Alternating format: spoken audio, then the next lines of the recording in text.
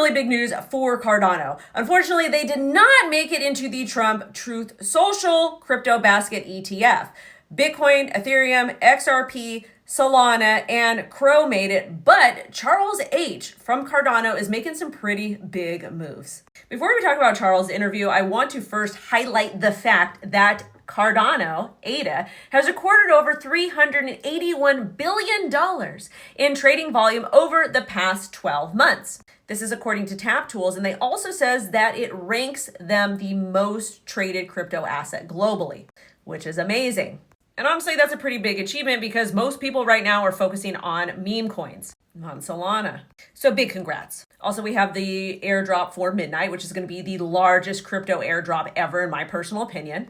Midnight is a privacy chain or privacy side chain on Cardano. And if you hold Bitcoin, Ethereum, ADA, XRP, Avalanche, BAT, maybe one or two others, you get an airdrop. And yes, a snapshot has been taken and I've posted content on it all over my channels. This update isn't really a big deal, but Cardano ADA was able to sustain in Grayscale's smart contract fund.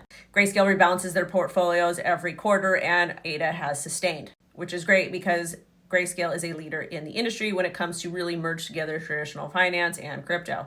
Well, kind of sort of, because they operate like a traditional financial instrument platform. You know, they create this stuff, and they were pivotal in getting the Bitcoin and Ethereum spot ETFs approved.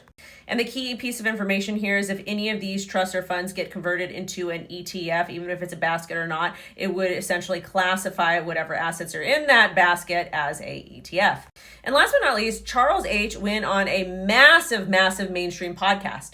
He went on the Sean Ryan show. So if you haven't watched it, go check it out. So I was able to watch part of it, mostly the clips, because I've got a very short attention span and the ADHD. But I really appreciated Charles, the way that he spoke, especially about really complex terms in crypto. For example, he was talking about interoperability, basically meaning that the ability for different cryptos to communicate to different chains. And the reason why that's so more important and the way that he articulated it was because most people from Web 2, from mainstream, they are just so overwhelmed when they come to crypto. And it's incredibly hard and complicated for them to really kind of understand that's going on, primarily because most of us, myself included, do not come from a tech-heavy background. And one of the biggest issues we have in crypto is that it's so complicated to understand all of our terms. But again, Charles did a really great job. Also in the podcast, he talked about Brave, which is a privacy browser, and really just made it clear that without crypto, privacy platforms like Brave and others would not be able to be created.